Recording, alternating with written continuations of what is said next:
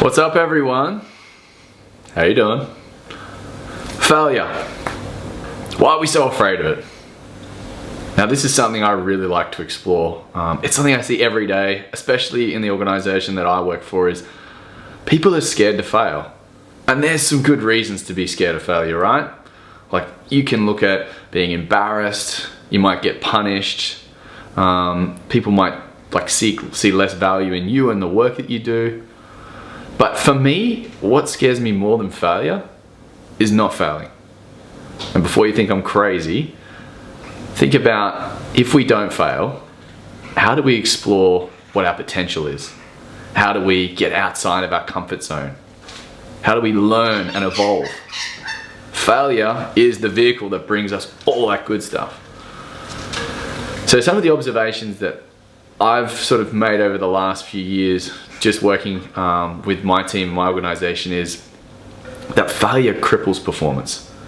When people are scared to fail, they don't want to take risks.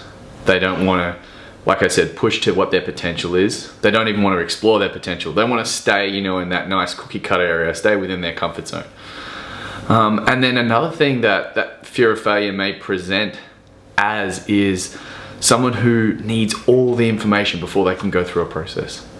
So they may be in a position where they won't proceed unless everything is laid out perfectly for them.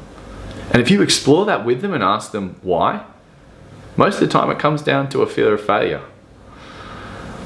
There's also a cultural element, I must admit. If people are regularly being punished for taking calculated risks, and being reprimanded for it, it can set a really negative tone, and that can increase that fear of failure.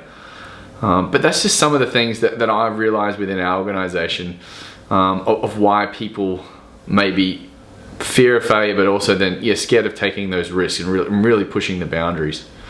So I'm just editing the video and realize I have failed on my own video about failure, which is kind of ironic. And that is to add in perfectionist mindset. That was one of the other things I observed, which, it doesn't really help you with your fear of failure. Having a growth mindset and just being prepared to make mistakes along the way, but learn from those mistakes, is going to be far more valuable. Back to the video.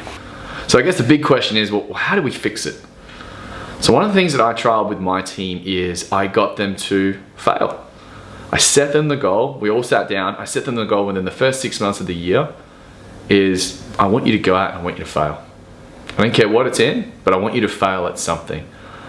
And we ended up changing the language, right, from failure to a learn. And I think that even takes some of that negative connotation away from the failure.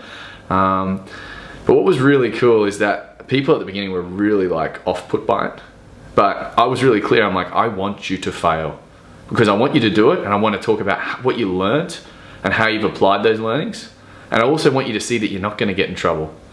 And obviously there are ethical and legal confines, right, to what you can say, especially in the workplace, especially in the excuse me, in the industry that I work in.